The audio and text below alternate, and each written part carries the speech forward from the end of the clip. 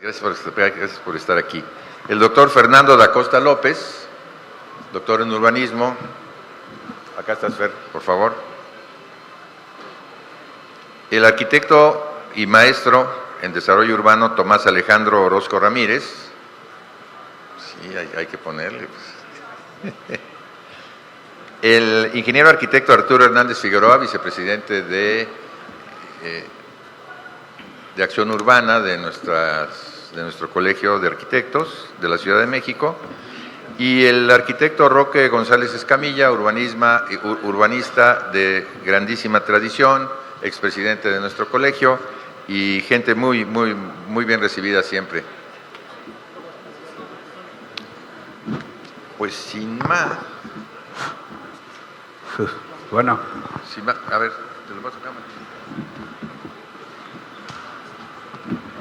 Gracias.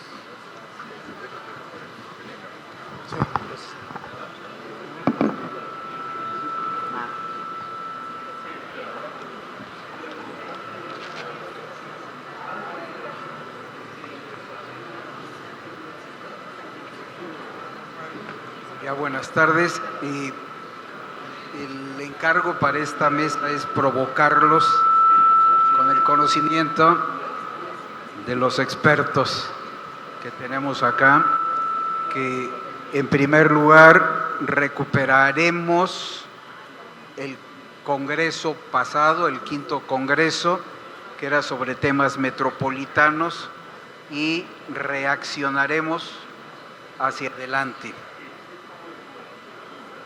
El eslogan de nuestra presidenta de "no vamos a estar sentados", ustedes sí, tiene que ver con este momento de reflexión, pero que nos obliga a un cambio.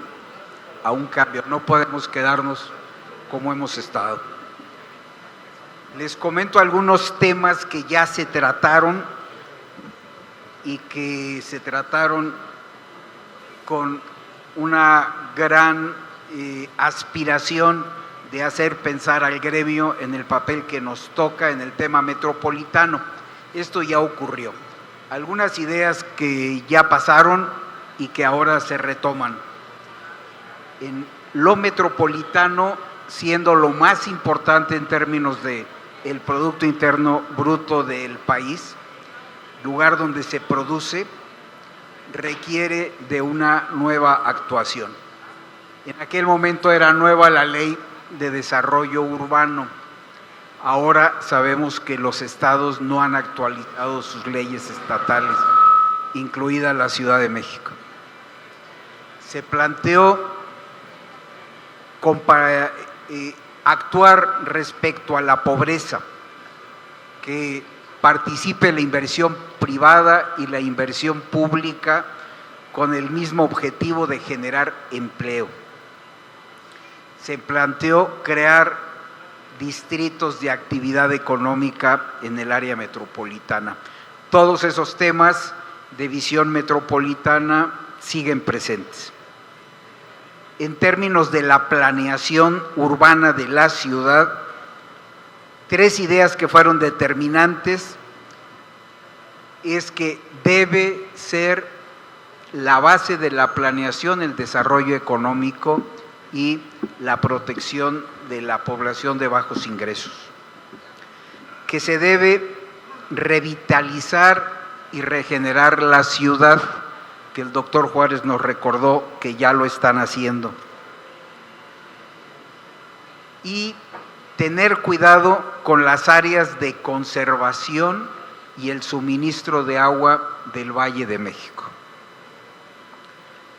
A nivel del tema de administración urbana y metropolitana, se procuró que hubiera profesionalización. Hoy hemos estado con los profesionales que están al frente de la administración de la ciudad. Mantener informada a la ciudadanía, tema que tenemos que seguir trabajando. Atender a las alcaldías en su nueva función, en un nuevo orden, con nuevas atribuciones, que en el foro siguiente lo vamos a ver, y en el tema de hoy. y atender los problemas metropolitanos que no se han atendido. Se mencionaron dos y son grandes pendientes. Sierra de Guadalupe, que coordinamos, ojalá, que se divide al Estado de México y a la Ciudad de México, y es tierra de nadie. Otra tierra de nadie es el Periférico Norte, que ni es de aquí ni es de allá, más bien se tapa como río urbano, fue un río urbano el último que van a tapar los de la Ciudad de México y del Estado de México. En el tema de planeación hídrica, no se diga el crimen que estamos cometiendo de no reusar el agua en la ciudad, y estamos y seguimos urbanizando el Ajusco, que es la fuente de recarga. Respecto a la gobernanza, el tema más claro fue seguir la Agenda 2030, que es de nivel internacional y que nos viene como saco a la medida de lo que nos tenemos que realizar. Y el último tema fue el de la vivienda. El de la vivienda nos pide que tomemos en cuenta la producción social de la vivienda en la Ciudad de México, que es expulsada por el impacto en el valor de los terrenos que obligan a trasladarse a la gente sin recursos fuera de la ciudad, por lo que habría que atender todo aquel suelo servido de la ciudad y ponerlo en valor. Estos fueron los temas que se conversaron y que nos obligaron a pensar. Ahora, con los expertos, les queremos plantear cómo esa visión se refleja en los nuevos instrumentos. Al maestro y doctor, digo yo, porque siempre ha sido mi maestro, pero es doctor, Roque González Escamilla, y le vamos a preguntar, todo esto, ¿qué tiene que ver la arquitectura, los arquitectos y el Plan Nacional de Desarrollo?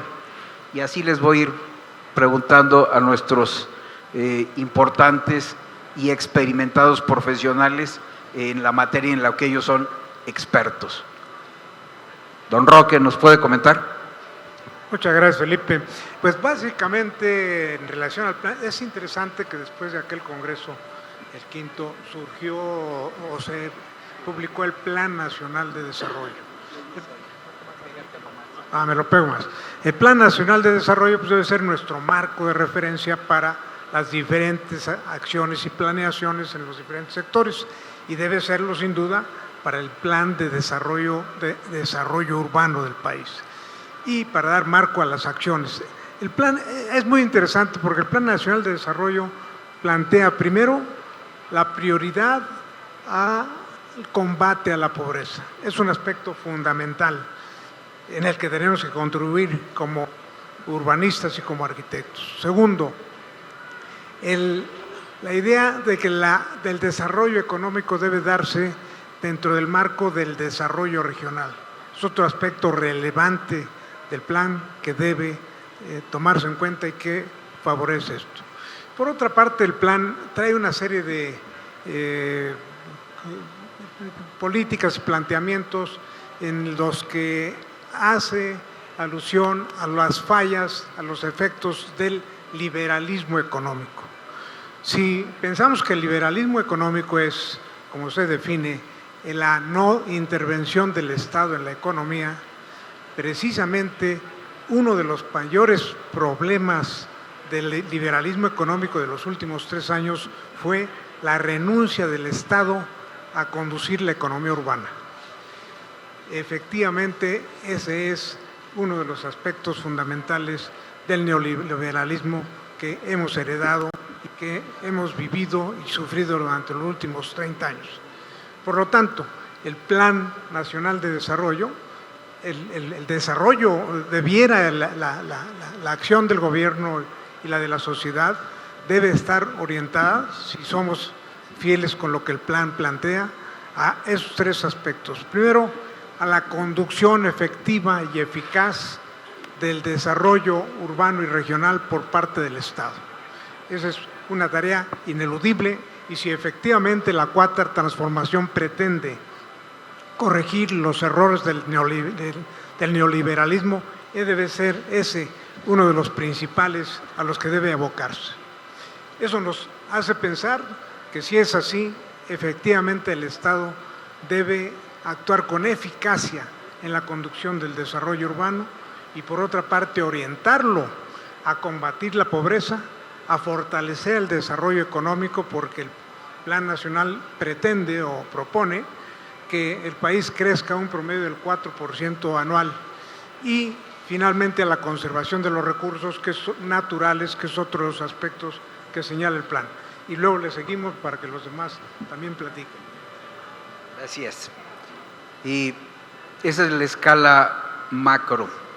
Otra escala importante es ver qué ocurre con el plan nacional o el programa nacional de infraestructura, que debería de ser una derivación inmediata del plan nacional. Y para eso le pido al doctor Fernando da Costa que nos haga un comentario. ¿Un comentario corto o largo? Muchas gracias. Sí.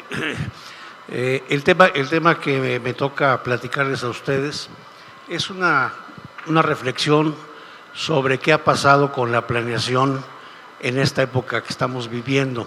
Hay que tomar en cuenta que estamos viviendo un nuevo gobierno, un gobierno que trata de buscar el equiparar los niveles sociales de todos los grandes rezagos que hay en todo el país. Nadie de nosotros podría de alguna manera decir que no tienen razón en lo que están haciendo, si el enfoque es el subir los niveles de la gente que no tiene acceso a los recursos, etcétera.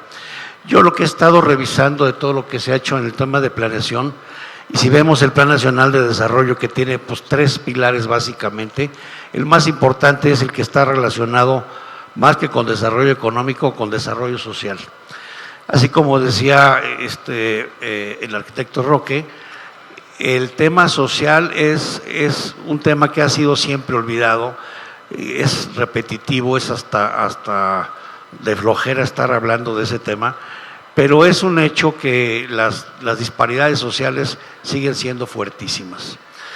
¿Cómo este gobierno trata de empatar el desarrollo económico con el desarrollo social?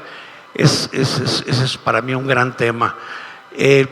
Para mí el gobierno actual está en una etapa formativa, y está en una etapa formativa no solamente en los temas de planeación, está en una etapa formativa de sus equipos de trabajo, está en una etapa formativa de cómo implementar el desarrollo económico, pero que vaya siempre de la mano con la inclusión social y el aumentar las posibilidades de que la gente que no ha tenido posibilidades de sumarse al desarrollo lo haga. Es un tema muy, muy difícil, que nunca se ha utilizado como un pilar de desarrollo. El tema es que esto ha generado muchas contradicciones. Que será la plataforma ideal para conectar a México con el mundo. Este puerto impulsará el desarrollo y la economía. Será el más grande de todo el país y uno de los mejores a nivel global. Y por supuesto, una hazaña de la ingeniería. Se destacará como puntero entre las instalaciones logísticas de América. Este gran puerto tendrá 2 etapas de edificación. ¿Le pueden apagar el sonido, por favor? Esa es la ley de Murphy, ¿no? No estaba planeado así esto. Aquí lo que ustedes vieron en el primer video y en el segundo son los programas detonadores o los programas estratégicos del gobierno actual. Son proyectos de infraestructuras muy importantes. Estamos hablando frontera norte, estamos hablando del Istmo de Tehuantepec, estamos hablando en el Golfo de Dos Bocas, estamos hablando de la península de Yucatán con el mal llamado Tren Maya, y lo digo yo porque aunque yo estoy involucrado en esos trabajos, y les puedo decir que el proyecto no es el proyecto de un tren. El proyecto es un proyecto de desarrollo regional de la península que lo que busca es la inclusión social y que utiliza como herramientas 5 aeropuertos internacionales, 4 puertos marítimos, el ferrocarril que tiene ya la mitad funcionando, que se va a actualizar, y más los sistemas carreteros. O sea, no es un proyecto de un tren. Yo creo que estuvo mal bautizado. Esto es dentro de los problemas que generan esta nueva administración que está buscando cómo compaginar sus objetivos sociales, sus objetivos económicos con la planeación del desarrollo. Entonces, lo que hemos visto es que todos estos programas parecen un salpicado de proyectos que desde mi punto de vista sí lo son. Si nosotros comparamos la planeación que se hizo en épocas de Saop, donde se tenían proyectos de puertos industriales, tenían proyectos carreteros de todo el país, proyectos ferroviarios, aeroportuarios, todas las infraestructuras estaban completas.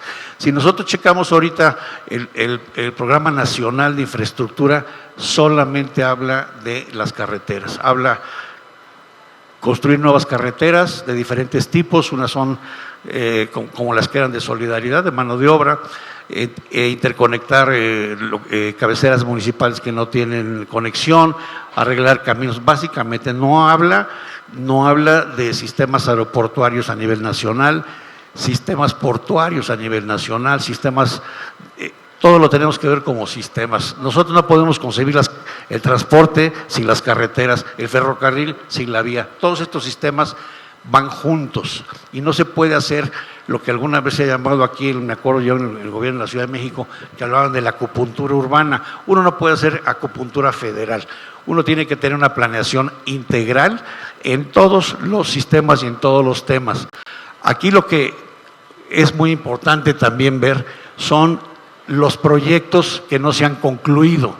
Pareciera que nunca hemos aprendido que la planeación, que es de largo plazo, tiene que dársele continuidad independientemente de los sexenios que se han ido pasando.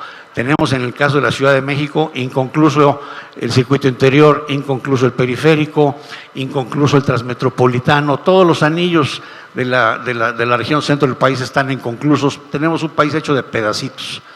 Lo mismo pasa con los sistemas transversales carreteros, con los sistemas transversales ferroviarios, los puertos industriales, que si ustedes recuerdan tenían fabricación de acero, fabricación de barcos, tenían astilleros, estaban conectados por trenes, han sido menospreciados, abandonados. Está el proyecto de Veracruz, que aquí aparece, es un superproyecto importantísimo para el país, al nivel del Aeropuerto Internacional de la Ciudad de México, que yo en lo personal lo defiendo y creo que no vamos a tener otra oportunidad de volver a tener un aeropuerto, un hub como el que requerimos. El tren México-Toluca, que está parado, es una tristeza que una obra de ese calibre esté abandonada, en donde a nosotros, si nosotros tuviéramos nada más conectado Observatorio con Santa Fe, les aseguro que el 40-50% de los vehículos que van a Santa Fe ya no irían y le darían una viabilidad y una funcionalidad al oriente de la ciudad importantísimo. Y después conectarlo con el aeropuerto de Toluca. El aeropuerto de Toluca está planeado para tener 4 pistas, no 2, sino 4. Entonces, una de las alternativas mejor que Santa Lucía es recuperar, impulsar Toluca. Y como esos proyectos, bueno, aquí son solo una muestra.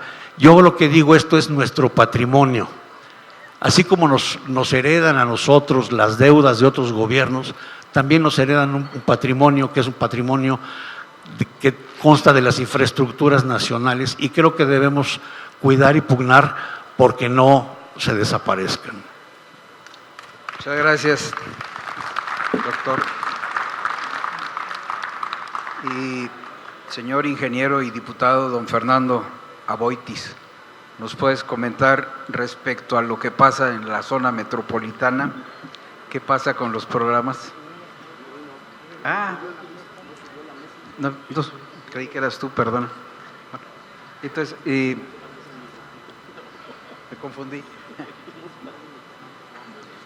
Y Tomás, el arquitecto, maestro Tomás Orozco, y la relación que el colegio tiene con las alcaldías. ¿Cuál es la visión que tiene el colegio de trabajo entre los arquitectos colegiados y los compromisos de las alcaldías? ¿Nos puede comentar? Sí, claro, con todo gusto. Buenas tardes a todos. Pues ven, un poco para tratar de ligar en cómo es que llegamos al tema de alcaldías, hablando de temas metropolitanos. Efectivamente es en esta estrategia del Congreso anterior de pasar de lo metropolitano a lo urbano.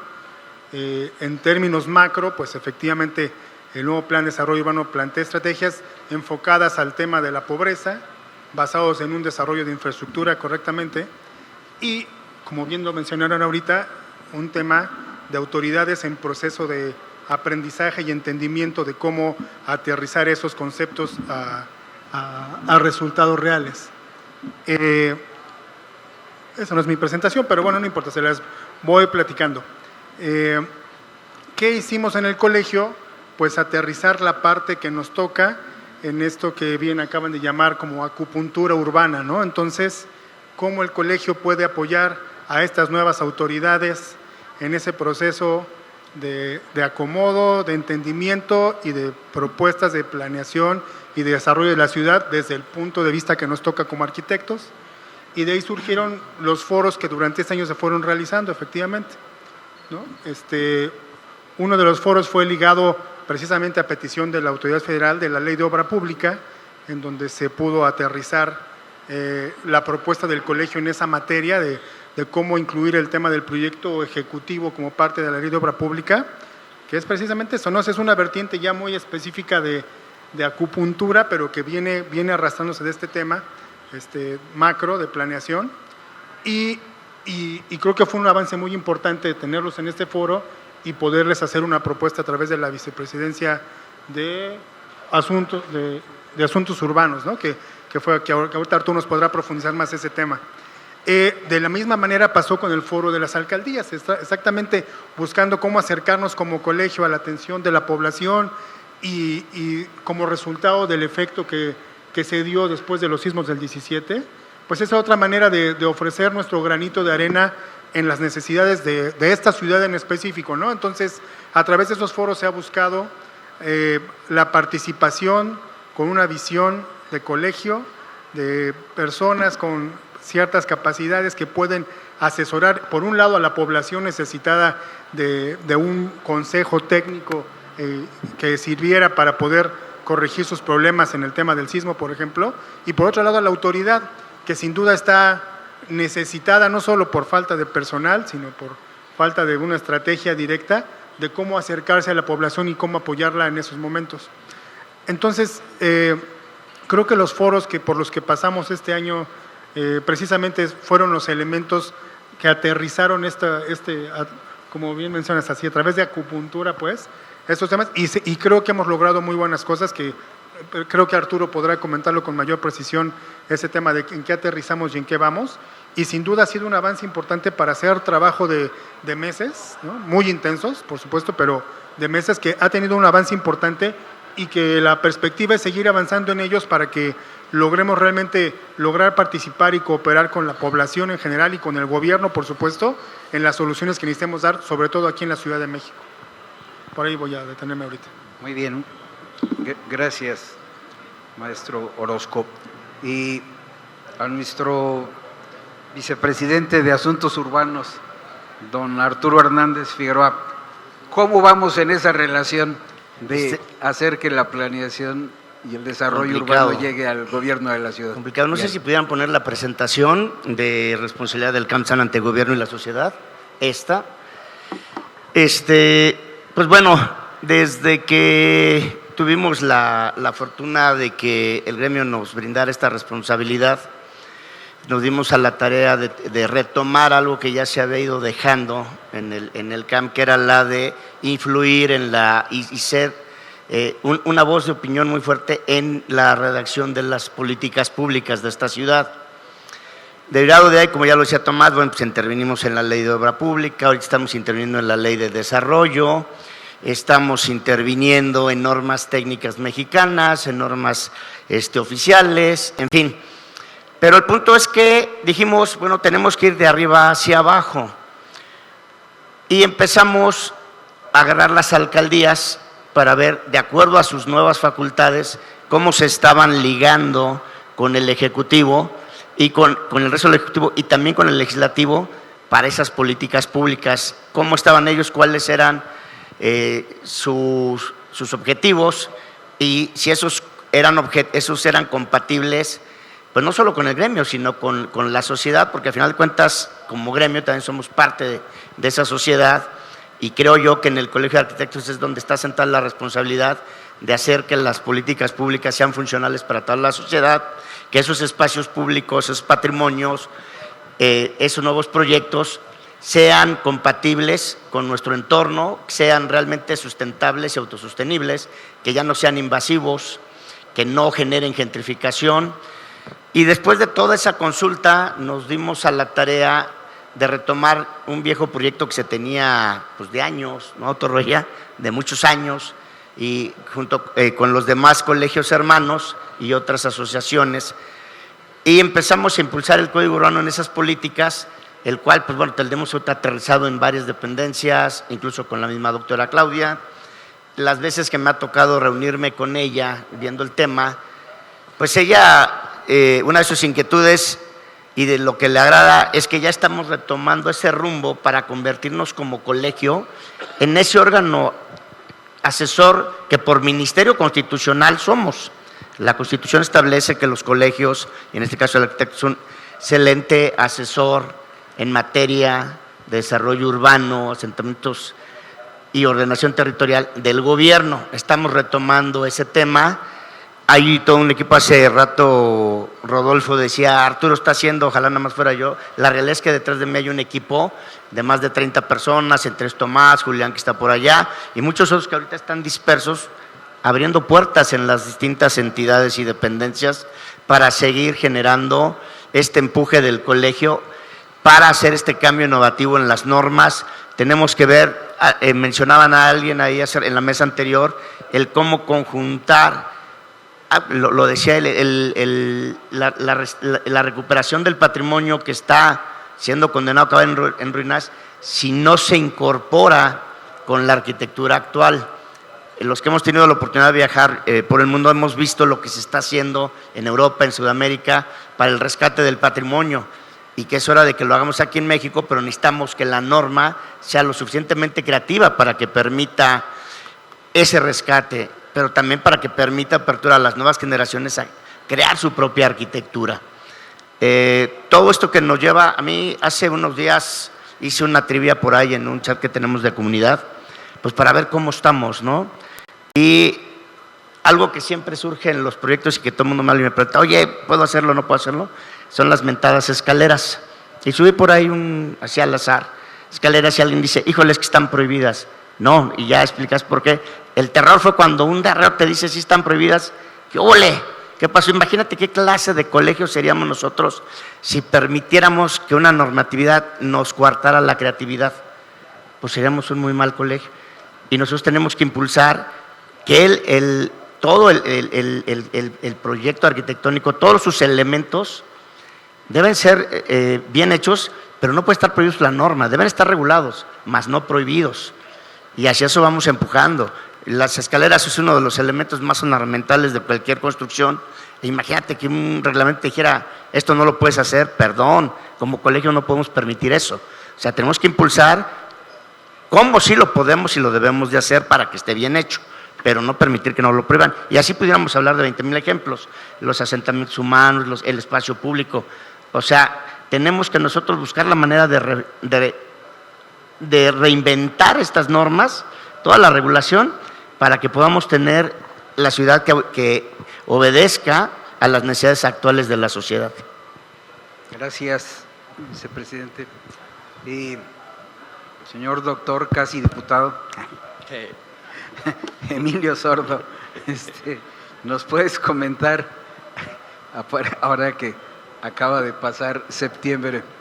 ¿Cuáles las consideraciones de la ingeniería sísmica ante lo que ocurrió y lo que debiera pasar para el gremio de los arquitectos y cuál debe ser nuestra intervención? Sí, muchas gracias. Bueno, casi diputado.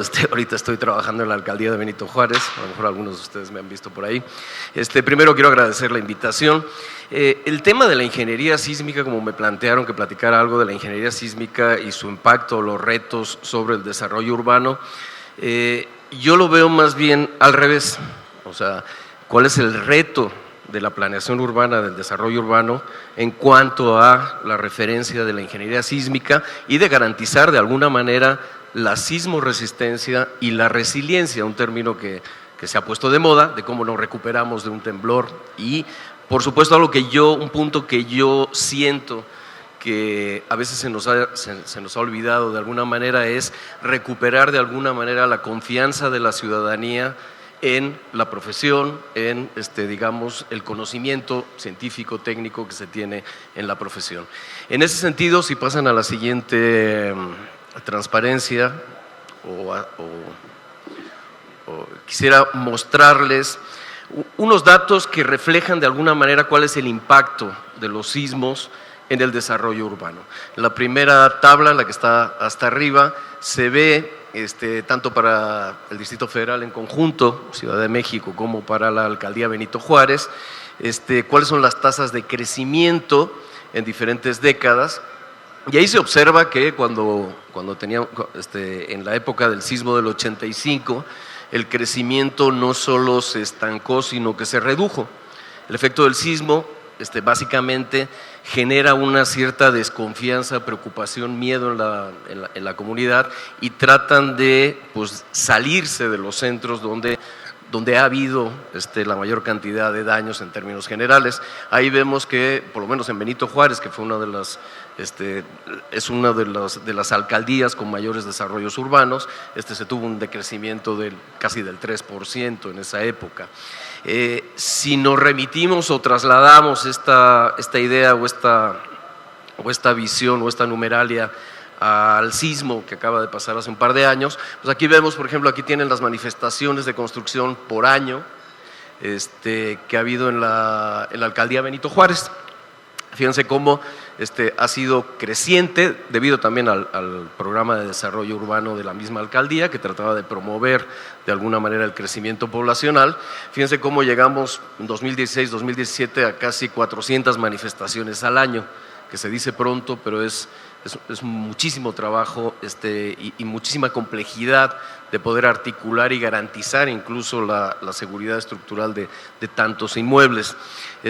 Pero a partir de 2017 del inmueble, veamos cómo en 2018 hubo muchísimas menos, como 250, y este año 2019 estamos ya como en 150 en términos de proyección, es decir, hay una disminución importante. No diría yo solo debida a la desconfianza, al miedo de la ciudadanía, porque ha habido muertes y ha habido derrumbes de edificios, sino también no hay que descartar la incertidumbre económica y la sobreoferta de ese crecimiento inmobiliario que hubo en los recientes años. Si pueden pasar a la siguiente, yo quisiera comentar que a final de cuentas la seguridad estructural, la seguridad de nuestros inmuebles, transita de alguna manera por la normatividad. Y algo que creo que es importante es tener claro el costo-oportunidad de la inquietud de la ciudadanía, de la profesión sobre los efectos del sismo, para poder tener una normatividad que se mejore o que se actualice oportunamente.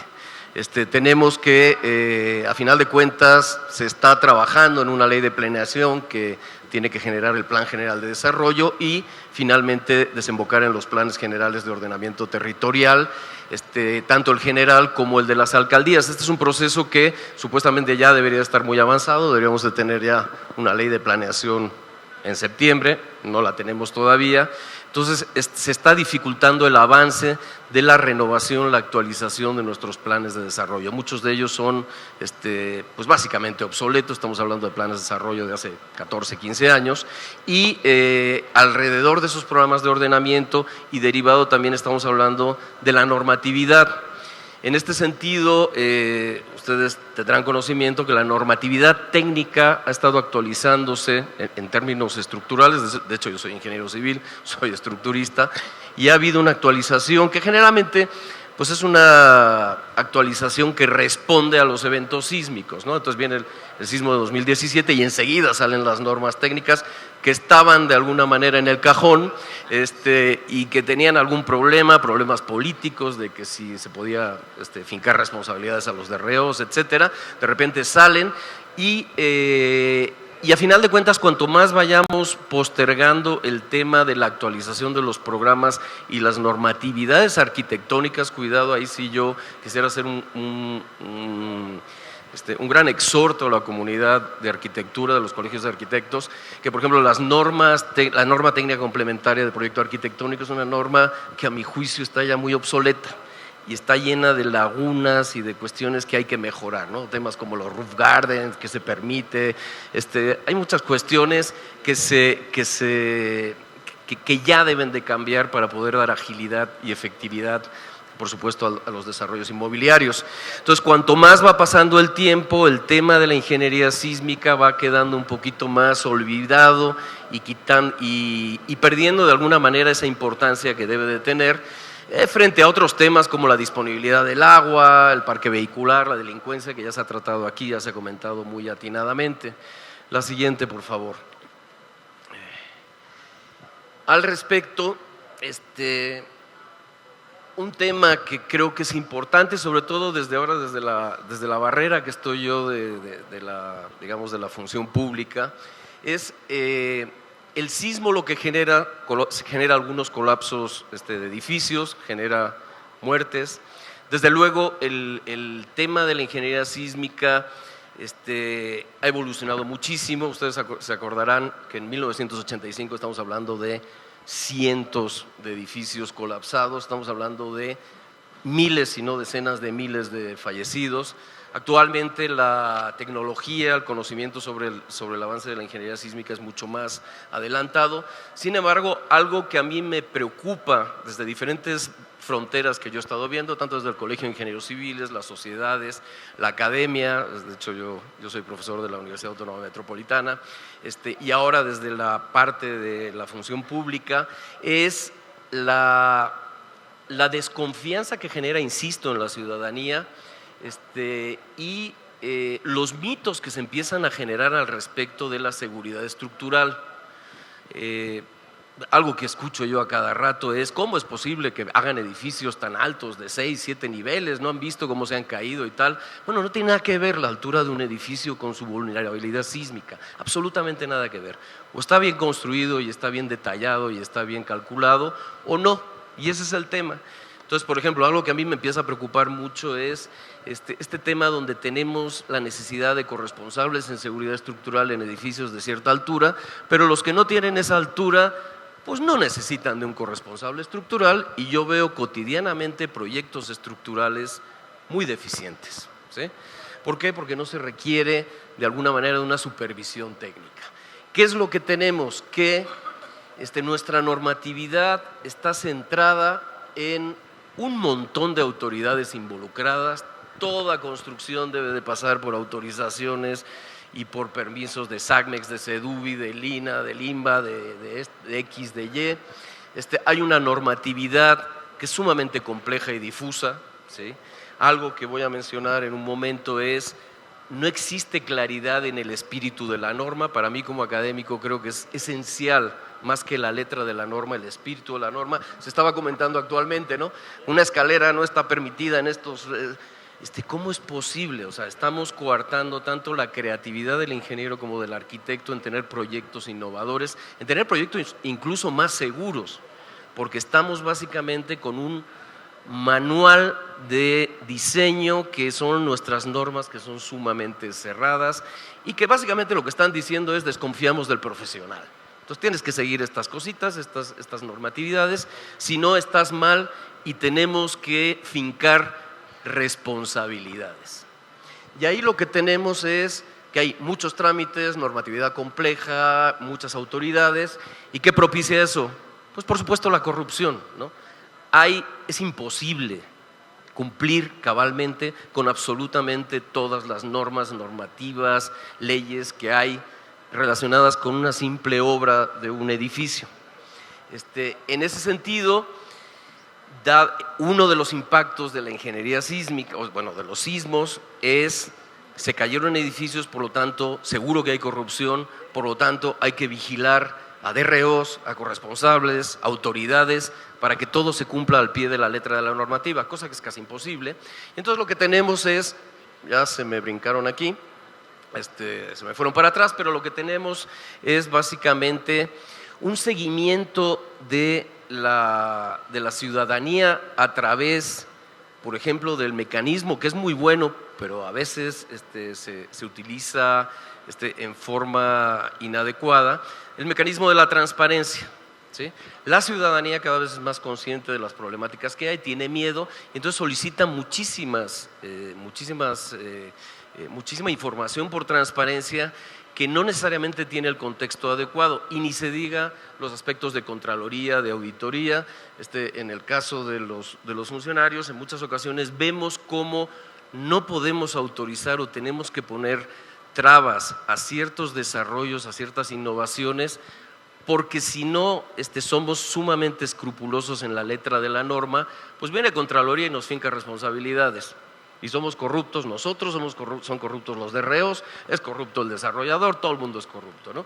Entonces, a final de cuentas, hay una desconfianza, fundamentalmente, y lo que genera, a mi juicio, es una gran cantidad de tiempo y esfuerzo y recursos y dinero que se tiene que canalizar en asuntos administrativos y no técnicos. Yo es lo que veo, o sea, estamos más preocupados por si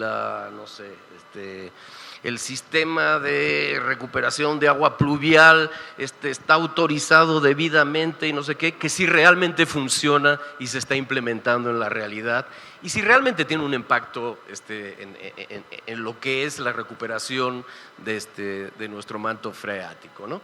Entonces, la siguiente, por favor, para concluir. Algo que yo creo es que, tenemos un problema que hay numerosas asociaciones y colegios. Aquí me da muchísimo gusto ver este congreso donde están coordinados colegio, academia de arquitectura, sociedad de arquitectura.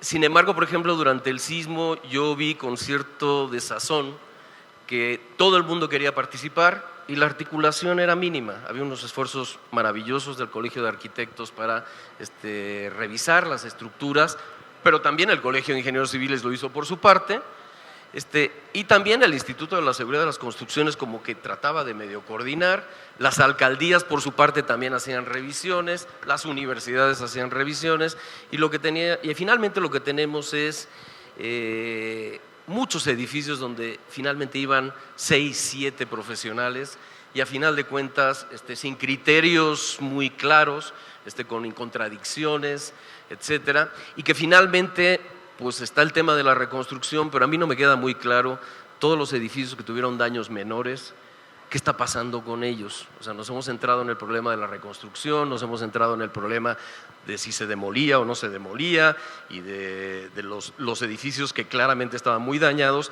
A mí me preocupa que hay un sinnúmero de edificios parcialmente dañados que finalmente se repararon pues, con pintura antisísmica.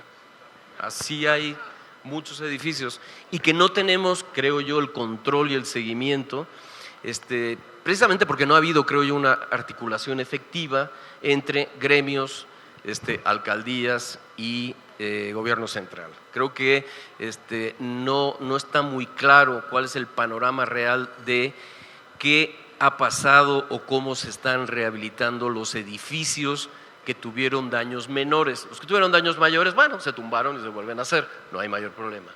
Entonces, al final de cuentas, creo que sí el reto de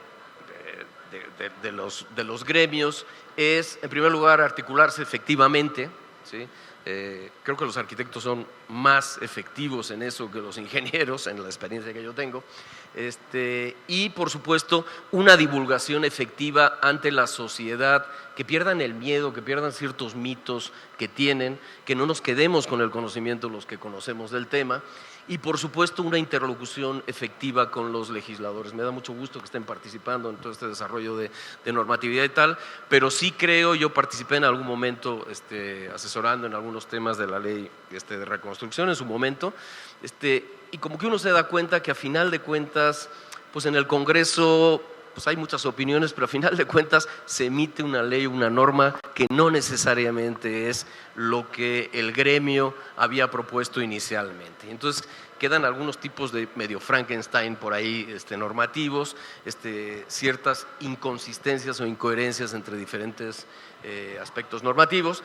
Entonces yo creo que debemos de abonar como gremios, como academia y tal, a la simplificación normativa. No puede ser el enredo que tenemos de normatividades, tiene que haber una simplificación y una racionalidad normativa, algo que no se maneja y que yo me acuerdo cuando yo era estudiante, me acuerdo las normas de concreto, las normas de acero tenían su capítulo de comentarios donde se explicaba el espíritu de la norma y de dónde salían.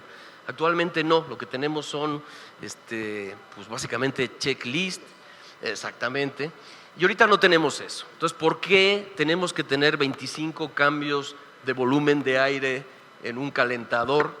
Primero, ¿cómo se calcula eso?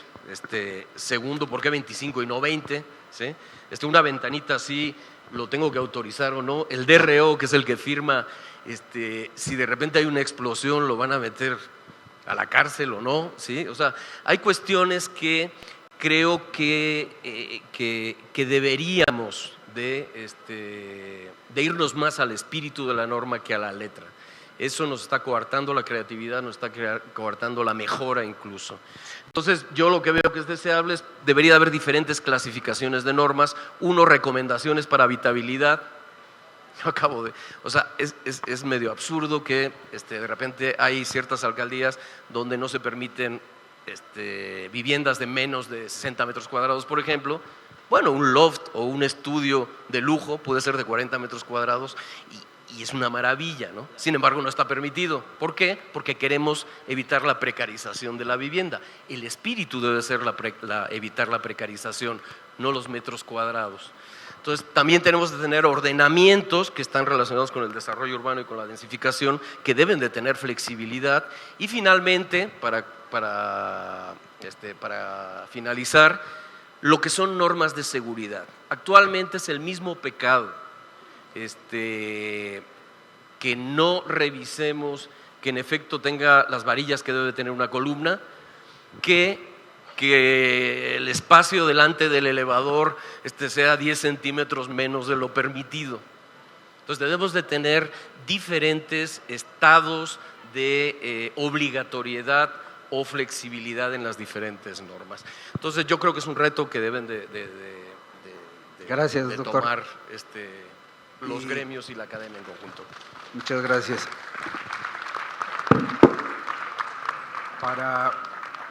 Para ustedes ya hemos hablado de lo macro a lo micro, de lo nacional hasta la cerradura de las puertas. Y estamos en una época de cambio. Creo que las intervenciones nos dicen estamos modificando la manera de ver las cosas, la manera de hacerlas.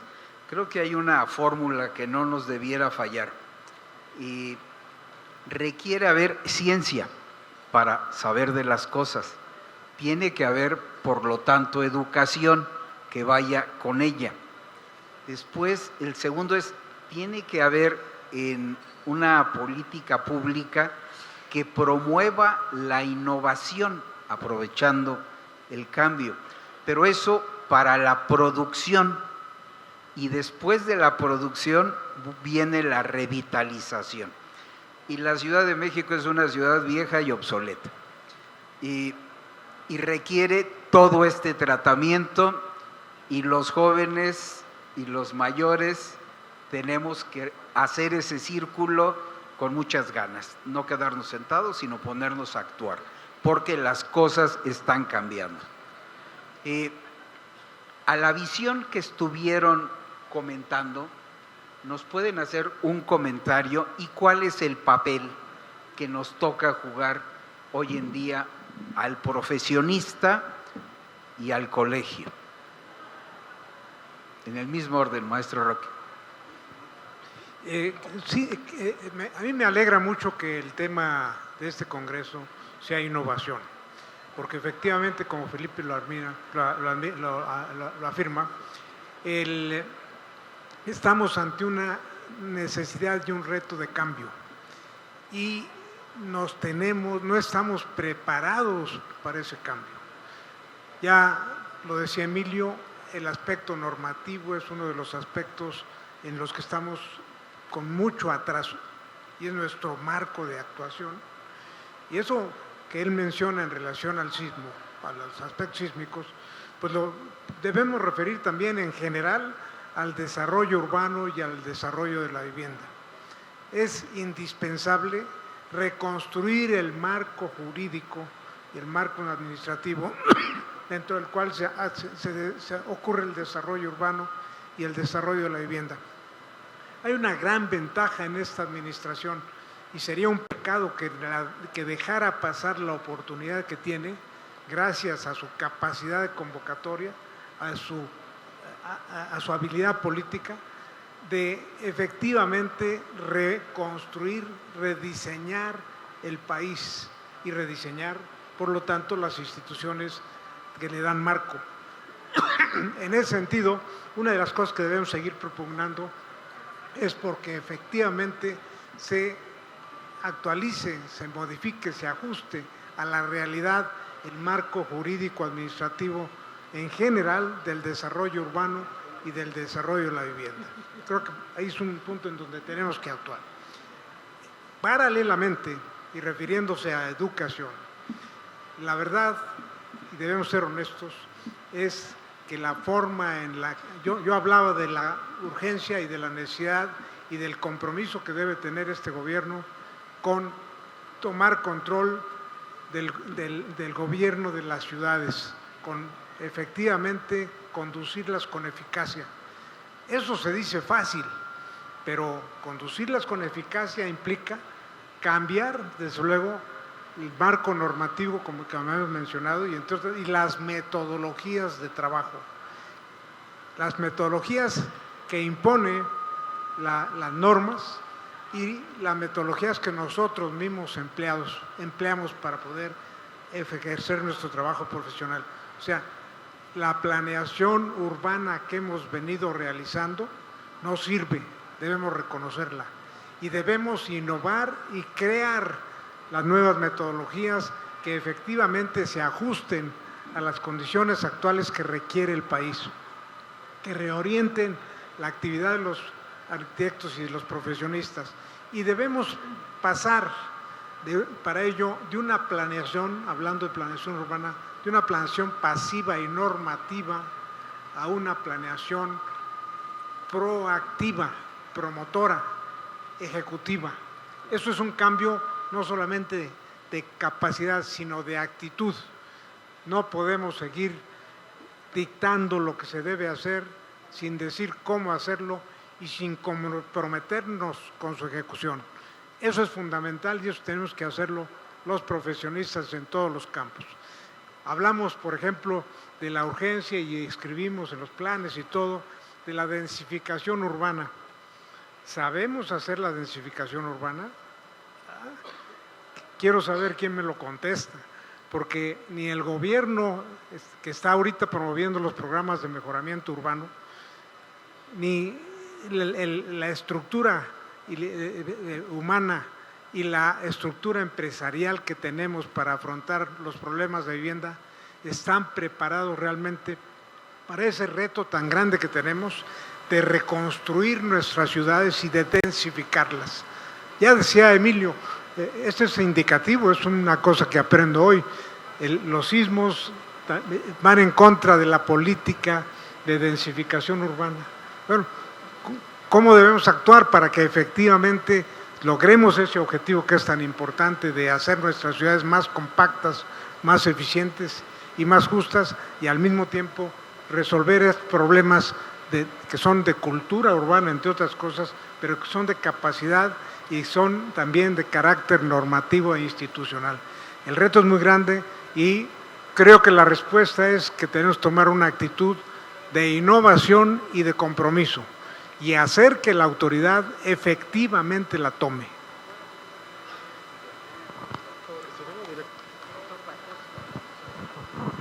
Gracias, Juan Felipe. Yo me quedé muy corto en el tema anterior. Solamente comentaría que también revisando a quien le corresponde el tema del desarrollo urbano, que es a SEDATU. SEDATU, los programas en los que se está enfocando son programas de reconstrucción, programas de vivienda, programas de ordenamiento territorial, pero solamente de las áreas rurales, maneja el catastro rural. Y lo que quiero decir con esto es que no se está haciendo planeación territorial en México. Entonces, no quiero ni decir si se saben o no se saben. Lo que sí es muy importante es que a todos nosotros nos han dejado fuera de la jugada. No hemos participado y estamos recibiendo los proyectos ya hechos y lo único que nos están pidiendo en muchas veces es validarlos. No hemos participado y creo que eso es muy peligroso. Y por otro lado es muy difícil de revertir esos temas. Yo creo que es muy importante que el colegio, la AMU y todas las sociedades de la SAM tengamos la posibilidad de poder participar en el Instituto de Planeación a nivel federal. A mí me gusta mucho un ejemplo en Francia, que es el YAURIF. El YAURIF, que es el Instituto de Planeación que tienen, que son 90 personas las que trabajan ahí, tienen más de, yo creo que cerca de 40 años, 45 años que se instituyó, asesoran no solamente a Francia, sino al mundo entero, y no son parte del gobierno, pero son muy eficientes y son innovadores en todos los temas.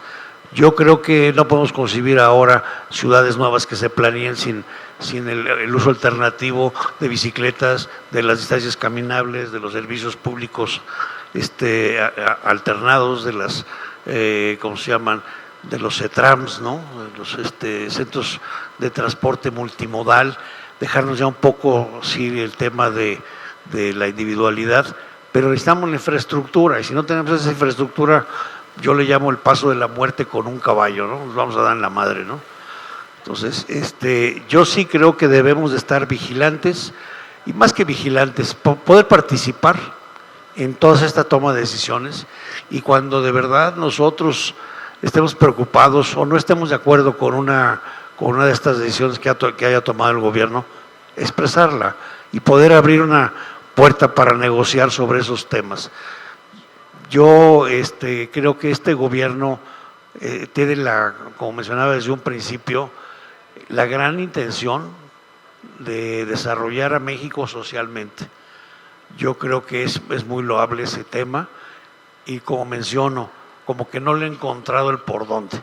¿Y por qué no le he encontrado el por dónde? Pues porque es un tema muy nuevo. No es el Sistema Nacional de Planeación, como yo lo venía entendiendo, como yo lo venía manejando, pues es muy, yo diría, científico. Y ahora estamos metiéndonos en un tema de una llamada de atención muy fuerte, o enderezamos el tema social o nos va a llevar el carambas a todos también, ¿no? Entonces no es justo que tengamos un país tan desequilibrado, eso es importantísimo, pero también es muy importante reconocer que con las grandes infraestructuras y con las grandes inversiones el país es como va a salir adelante.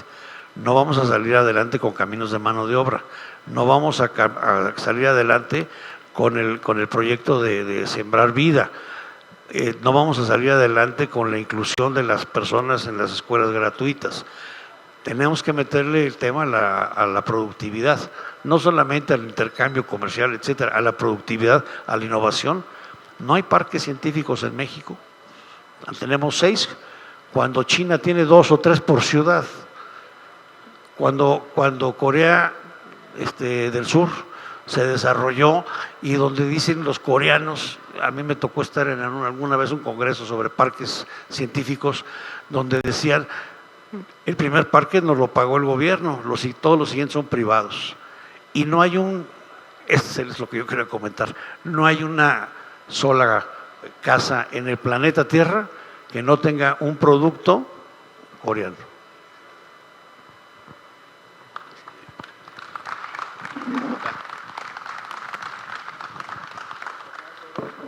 Bueno, respecto al tema que yo hablé, yo creo que el tema de la innovación para el colegio ha sido en esta administración, en este consejo, precisamente la renovación de su visión hacia su posición que debe tener ante el gobierno federal, estatal y local. Creo que eso es muy importante, retomarlo para efectivamente tener el poder de participación tanto en la generación de las leyes y las normas. Y creo que eso ha estado buscando el colegio, gracias a la participación de todo el consejo y a la dedicación del 100% de su tiempo de la presidenta, por ejemplo, ha hecho presencia en muchos más lados. Entiendo que esa es una primera puerta para lograr poder retomar la confianza que hace falta que le tengan a los gremios como el de los arquitectos, pero en especial al nuestro, en el sentido de confiarnos desde el tema de revisión de normas, por ejemplo, que mencionaba el doctor hace unos minutos, que efectivamente yo he tenido la oportunidad de dar varios cursos en materias de normas de ordenación y reglamento de construcciones, y casi cuando me dicen, Tomás, ¿y cuál es el criterio que se debe retomar? Más bien, la conclusión es, cada norma y cada concepto que se revisa, muchas veces queda un criterio que no tiene las letras atrás de cuáles son los límites o las conveniencias, o por qué se generó ese criterio y por qué tienen y otra frase que uso mucho en esos cursos son el tema del origen, del por qué se creó esa norma, ¿no? Que tú dijiste muy bien la palabra, que el espíritu de la norma. Así cada vez que digo, cada uno es que el espíritu de la norma era y hoy se ha transformado o se ha olvidado, ¿no? Y entonces creo que si alguien tiene ese antecedente y esa experiencia en cuáles son esos espíritus para los que fueron creados, son justamente los arquitectos que estamos aquí, porque la hemos trabajado por años y estamos dedicados a eso. Y hoy creo que sí se ha logrado esa confianza. Yo, por ejemplo, es un tema muy particular, me ha tocado trabajar ahorita con CEDUBI, con las actuales autoridades, en ayudarles justamente a aterrizar esos criterios y retomar los espíritus de la norma para entender, y CEDUBI con una muy buena visión de generar algún tipo de documento donde se establezcan esos criterios base que permitan determinar cómo aplica cada una de las normas y todos estos temas que hoy en el propio CEDUBI, por el tema de los polígonos, por ejemplo, ¿no? Que hay tantas formas de interpretar los dos renglones de la definición de polígono, que puedan irse definiendo para que sea claro para todos y sobre eso se trabajen proyectos pues que tengan la misma base de conocimiento y de entendimiento de las normas. Por otro lado, por supuesto que el colegio se ha comprometido a innovar en el sentido de cómo apoyar a la población, ha hecho un esfuerzo grande en buscar el contacto, el acercamiento y el ofrecer los servicios, tratando de llevar a través de estos foros de alcaldías y de estos convenios con las alcaldías a oficinas en cada una de las alcaldías para atender a la población como parte de su vocación social del colegio, y creo que eso se ha ido lento, pero poco a poco ha ido avanzando muy bien, y creo que ese es otro tema en donde hemos estado innovando en ese sentido y presionando para que fluya. Y bueno, por supuesto, creo que lo más importante es lograr en un corto plazo pues una participación mayor en estas esferas a nivel federal y estatal y local, en donde se nos considere para plantear desde origen las nuevas normas y leyes, ¿no? Que creo que eso va a ser mucho más importante que lo logremos en un mediano plazo, y que creo que se está trabajando bien en ese sentido.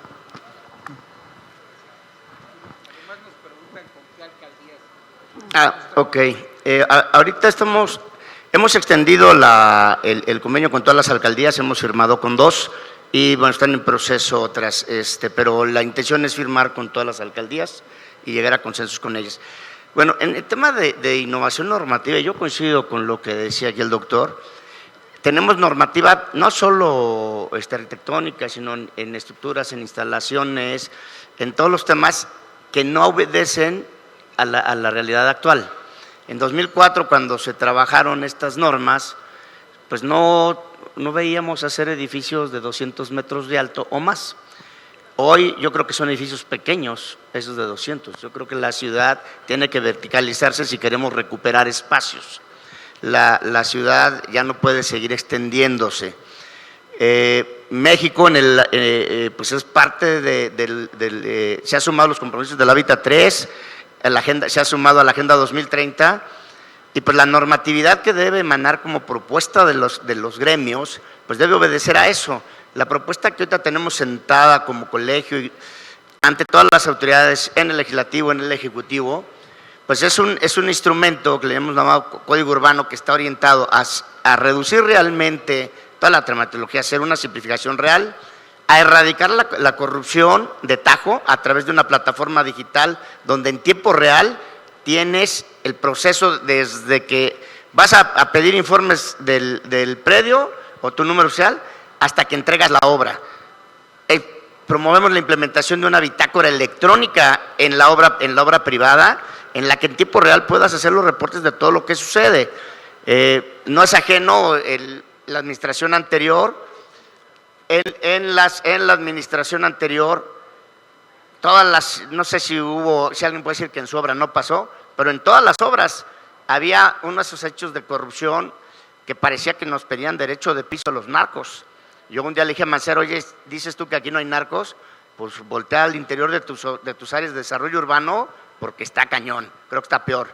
Entonces, pero no había modo de reportarlo. A través de esta bitácora electrónica lo haces en tiempo real, y si un funcionario te quiere extorsionar, lo subes en ese momento y los órganos de control tienen acceso a ello.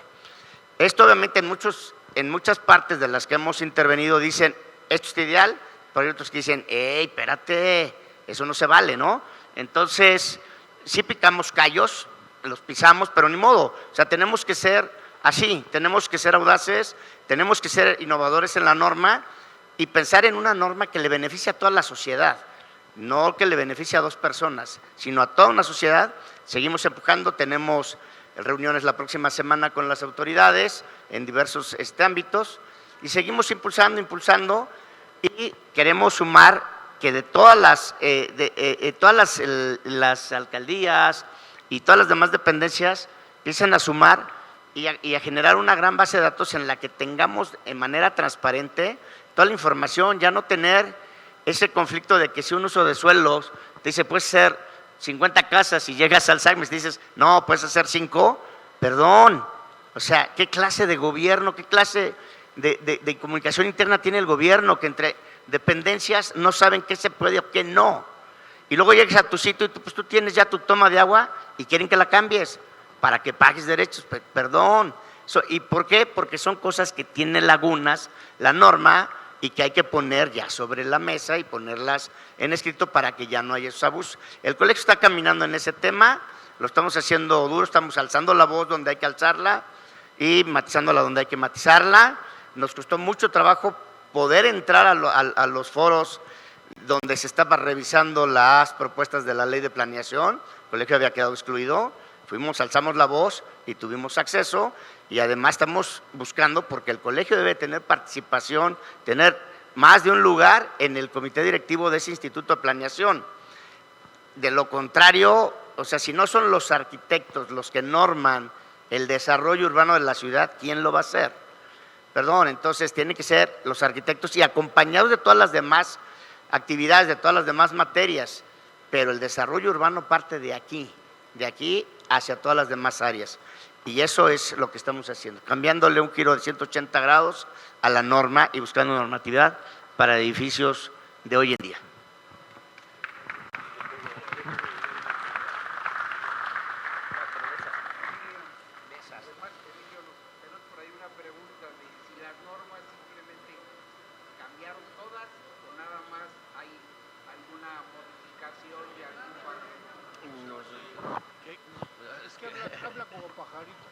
Perdón, para la intervención y ligar tu intervención con esta otra, hay una pregunta respecto a las normas técnicas complementarias, y es la pregunta si se agregaron incisos o es una modificación completa.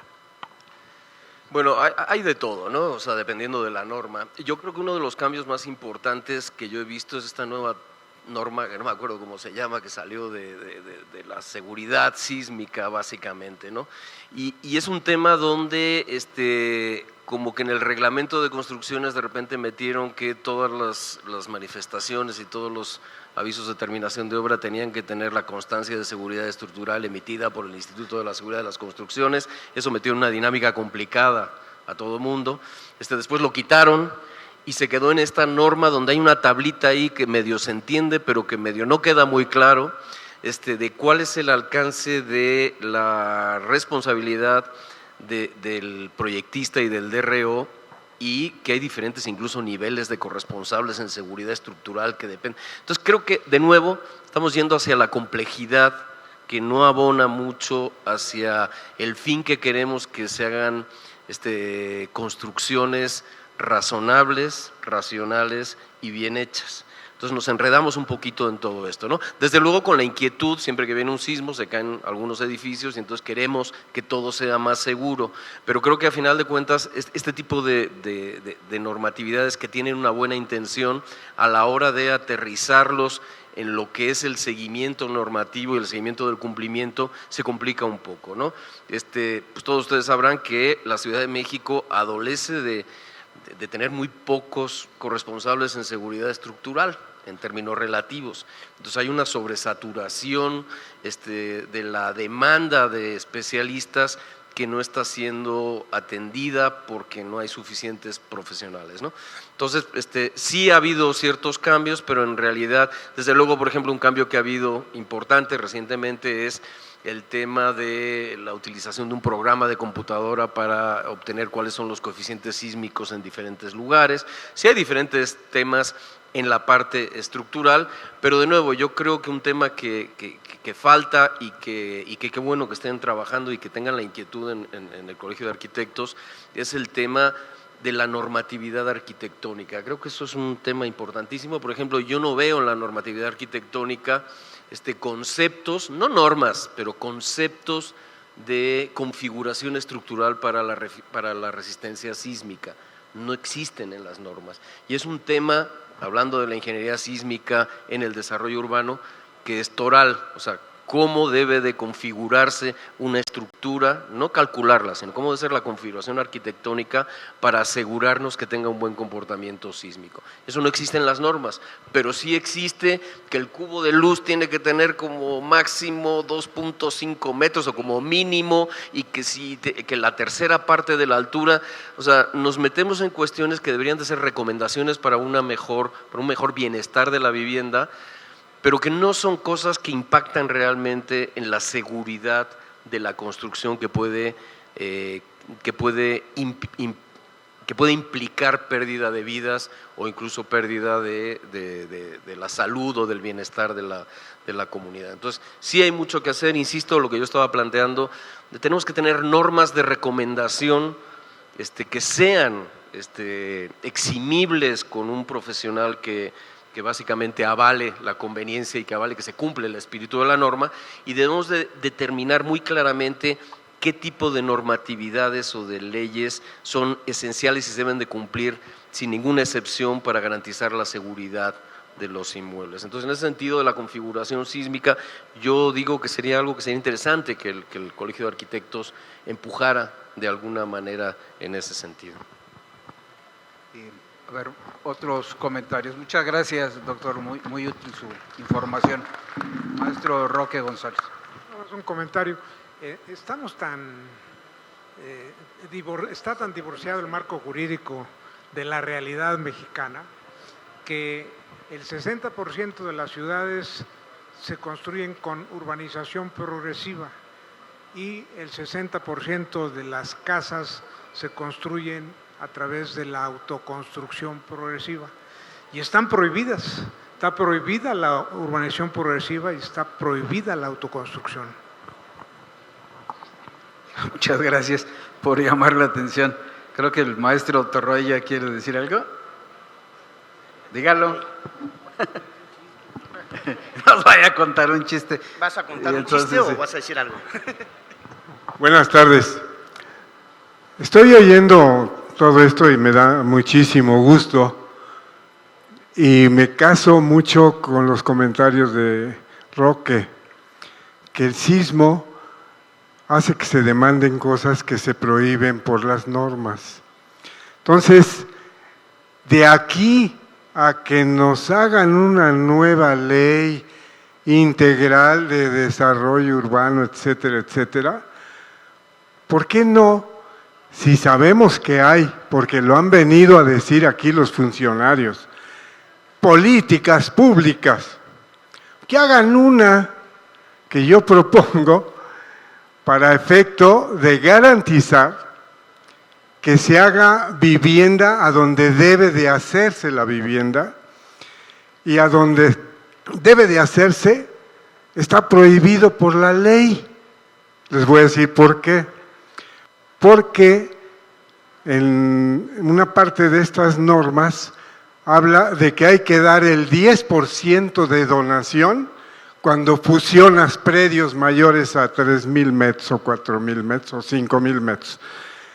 Nadie fusiona. Yo propongo que haya una, ¿cómo le llaman?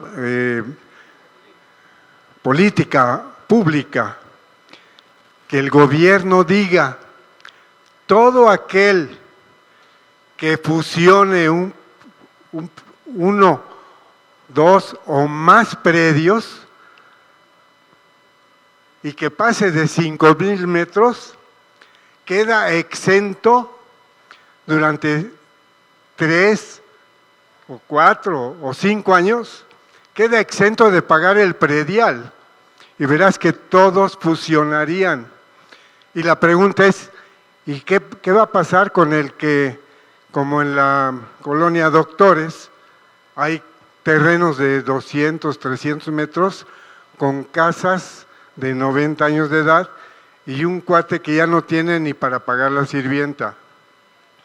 Esos, ahí, en esa zona, es a donde hace falta que se fusionen, que se haga una manzana completa.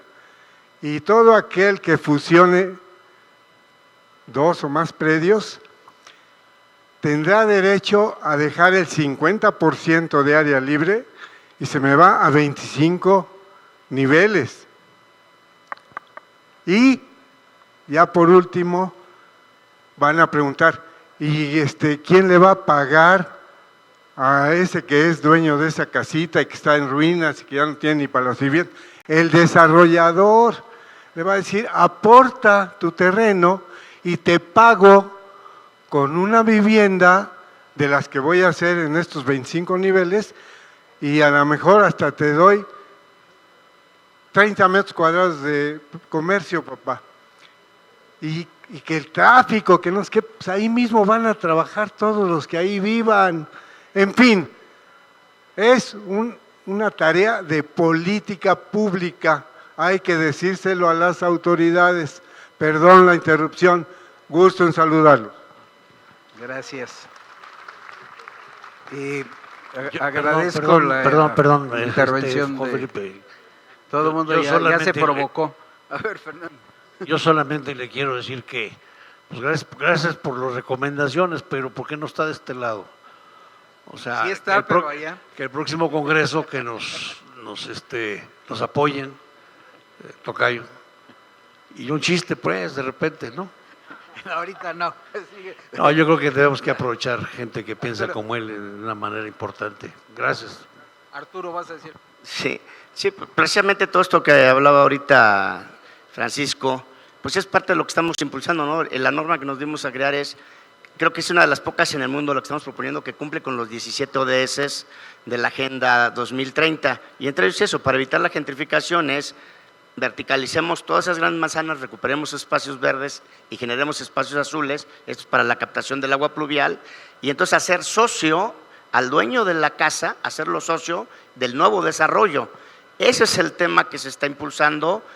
Es el punto donde la doctora dijo, ok, con eso acabamos con la gentrificación, que es uno de los puntos, pero además socializamos esos grandes desarrollos para que todo el mundo pueda tener acceso y en lugar de que te cuesten departamentos de 60 metros, te cuesten 40 millones de pesos, pues lo estás intercambiando por la casa que tenías o por el terreno que tenías, y además te dan un espacio comercial con el que te generas riqueza y evitas todos estos grandes traslados, ¿no? Es el tema, y creo que todos convergemos en esa idea. Lo que tenemos que hacer es que como colegio debemos impulsarla en conjunto, no de manera aislada, ¿no? Ayer en un evento en el que participamos varios, que fue la toma de protesta de una de las asociaciones hermanas de reos, hablaban ayer, precisamente mencionaban ante las autoridades presentes el código urbano, y hay algunas autoridades que están así como cerradas y hay otras que dicen vamos de lleno, ¿no? Entonces, bueno, pues seguimos trabajando, y vuelve la invitación, Fernando, vuélvete a sumar, ya te había sumado y de repente ya te echaste para allá, pues vente a arrastrar el lápiz con nosotros, ven a participar de esto, porque todo esto que hablas es lo que ahí estamos trabajando, coincidimos, las normas arquitectónicas hay que cambiarlas, hay que actualizarlas, pero también las demás, porque la pregunta que hacían, las estructurales, las instalaciones, están cambiadas muy poquito, ¿no? O sea, como que fue, a ver cómo le hacemos para medio adecuarnos, como dices, hacemos una norma cada que nos tiembla, y si no nos tiembla no hacemos revisión. Tenemos que establecer que cada 5 años todas estas normativas se revisen y se actualicen a las necesidades actuales de nuestra sociedad. Felicito a los que intervinieron de este lado y los del otro lado, porque han logrado despertar esta imagen de que de lo metropolitano está todo por hacer, de que en lo urbano hay que replantear las cosas, en la gestión también hay que intervenir. Y felicito a nuestra presidenta porque tuvo aquí a todas las dependencias del gobierno de la ciudad, que deberían de estar escuchando cosas que hay que ajustar en su política pública. Pero es responsabilidad de la relatoría hacérselo llegar, ya que lo pidieron, y traducirlo en forma sencilla para decirle hay que cambiar y la política pública tiene que estar a la altura de estas exigencias. El diablo, digo, el arquitecto más sabe por grande que por viejo, nos transmite con esa lógica. Entonces, la lógica con la que han hablado hay que traducirla para que se incorpore a las políticas públicas de esta nueva administración local y federal. Muchísimas gracias a todos por su participación. Muchísimas gracias. Indudablemente fue una mesa muy dinámica, muy viva, en donde se virtieron conceptos que todos traemos dentro, pero que pues como una acción que deriva de todo esto, pues que tendremos que empezar a implementar en nuestro trabajo profesional y en nuestra actividad gremial, y pues buscando una ciudad más próspera. Pues agradeciéndoles nuevamente su participación, tenemos ahora que la entrega de reconocimientos de manos de nuestra presidenta. Acá, sí. Y quería yo aclarar que todas estas niñas que nos acompañan son alumnas mías de la especialidad de gerencia de proyectos de la UNAM, son arquitectas recibidas también y están en su colegio. Me adelanto, Susana, ya están como miembros de número del colegio en los programas que para el efecto de jalar a más jóvenes ha implementado nuestra presidenta. Y bueno, sin más, quisiera yo dar su reconocimiento al doctor Emilio Sordo Sabay. Muchísimas gracias, doctor. El que sabe, sabe. Enseguida, el doctor Fernando da Costa López, con su visión urbana, metropolitana, como siempre. El maestro en desarrollo urbano, Tomás Alejandro Orozco Ramírez. Muchísimas gracias, Tomás. El ingeniero arquitecto Arturo Hernández Figueroa, nuestro vicepresidente de Acción Urbana. Y el arquitecto Roque González Escamilla.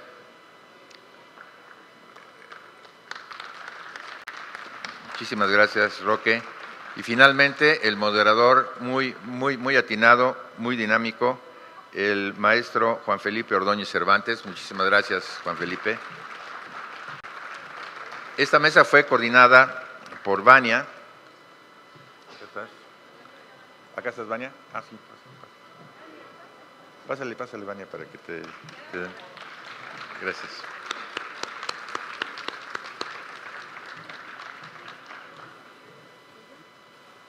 Bueno, enseguida...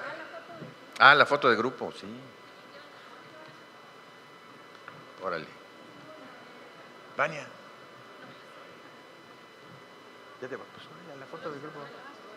Súbete a la foto. No, tú, porque fue la que coordinaste.